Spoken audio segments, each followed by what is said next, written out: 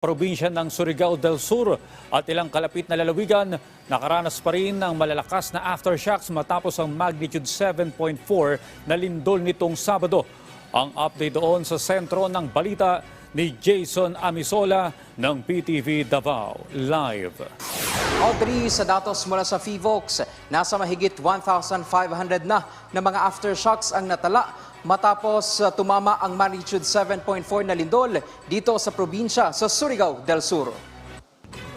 Matapos tumama ang magnitude 7.4 na lindol sa munisipalidad ng Hinatuan, nagmistulang pangalawang ospital. Ito ngayon matapos ilipat dito ang mga pasyente sa Lianga District Hospital. Paliwanag ng tauhan ng Operation Center ng Lianga, ito ay matapos magkaroon ang naturang ospital ng pinsala mula sa malakas na pagyanig. Bukod dito, kahit na inalis na ang tsunami warning alert kahapon sa madaling araw, ilang residente malapit sa coastlines ang patuloy na nagsisilikas tuwing gabi. We conducted a preemptive evacuation with our constituents, especially those who are living near the coastal area. So ang gihimo nato is i-inform nato ang mga barangays na ang katong mga constituents nato is directly musaka kung asa tong mga areas nato nga taas that katong makasurta nga makuan nga ma-secure nato siya.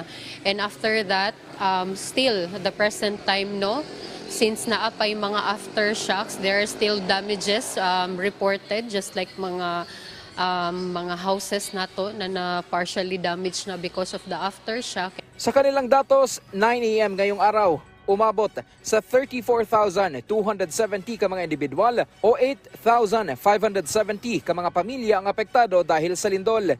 176 naman na mga bahay ang partially damaged, habang 3 ang totally damaged.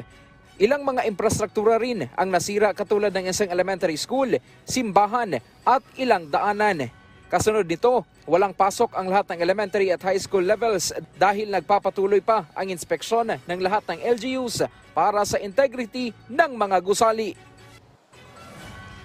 Yes, Audrey, sa kasalukuyan nga ay andito tayo sa loob ng Provincial Capital sa Tandag, Surigao del Sur na kung saan ay nagpapatuloy ang isinasagawang assessment ng iba't ibang mayor dito sa probinsya kasama si DSWD Secretary Rex Gatchalian para sa kanilang assessment at ang mga susunod pang hakbang na gagawin matapos tumama ang malakas na pagyanig na kung saan apektado ang mostly dito po mga residente sa nasabing probinsya.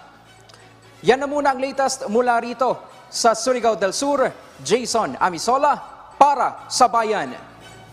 Okay, ingat kayo dyan, Jason. Maraming salamat, Jason Amisola.